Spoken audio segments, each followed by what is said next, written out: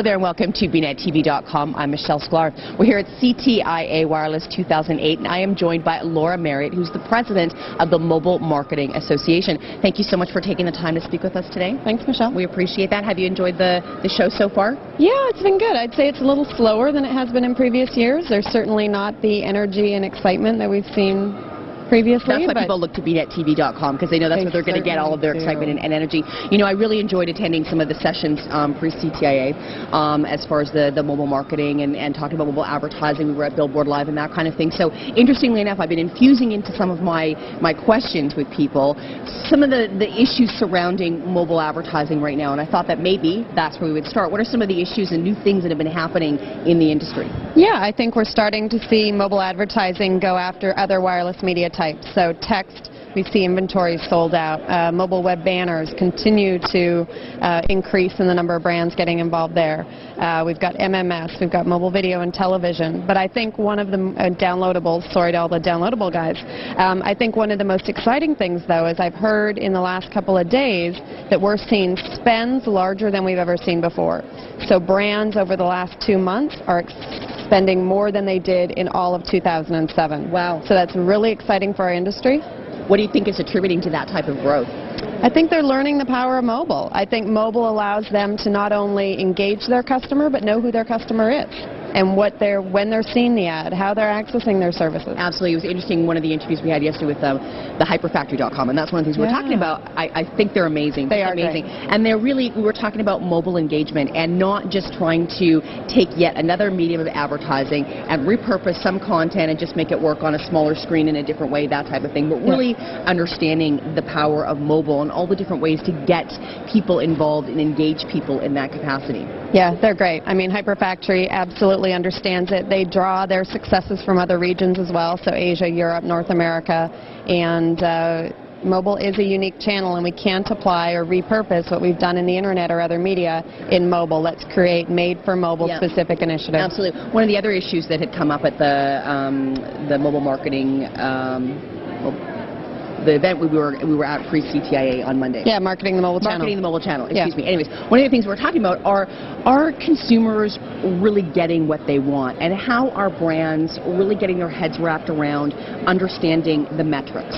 And I know that both of those things have been topics of conversation for quite some time because, of course, with mobile devices, you can extract numbers and have an understanding of what your market is all about, but are brands still delivering what they should be delivering? Well, I mean, obviously, the strategic objective for every brand is going to be different. So to answer that question is tough, but the measurement and metrics question, I would say that's the biggest obstacle we have in our industry today.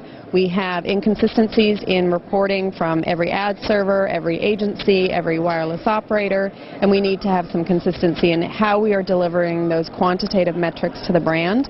The MMA, the GSMA are working together with the companies in the ecosystem with the IAB to figure out how do we define ad currencies for mobile, then how do we effectively measure against those currencies so that a Procter & Gamble, when they go to a Verizon, an AdMob, and a Moby, that they get the same results and reporting every time and can do an apples-to-apples comparison. Right, awesome. Key. Well, let's talk about the Mobile Marketing Association now. Let's do that, shall we? Okay, awesome. I thought you might enjoy that.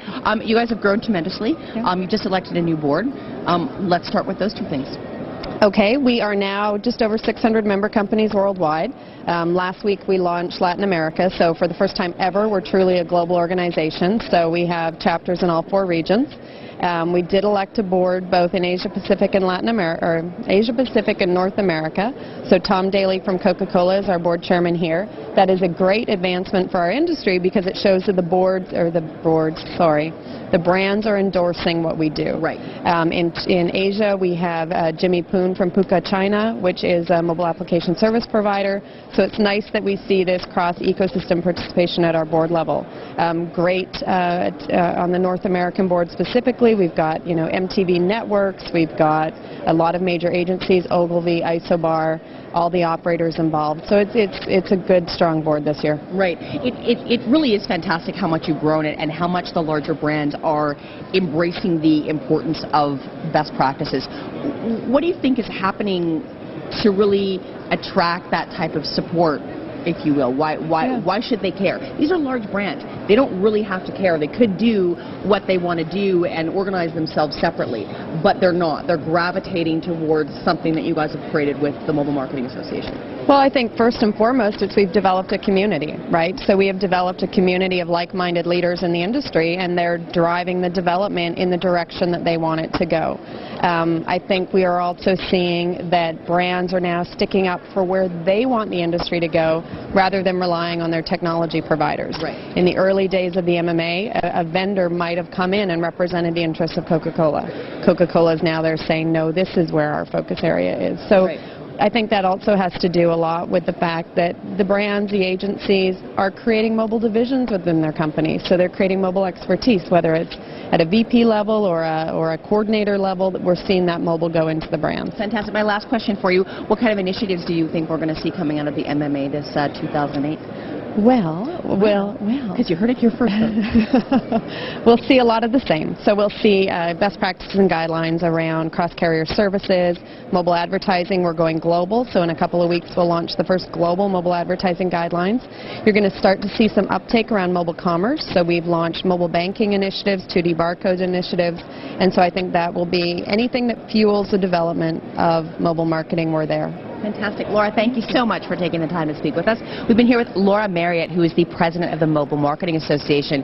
We're here at CTIA Wireless 2008, and I'm Michelle Sklar with BNetTV.com.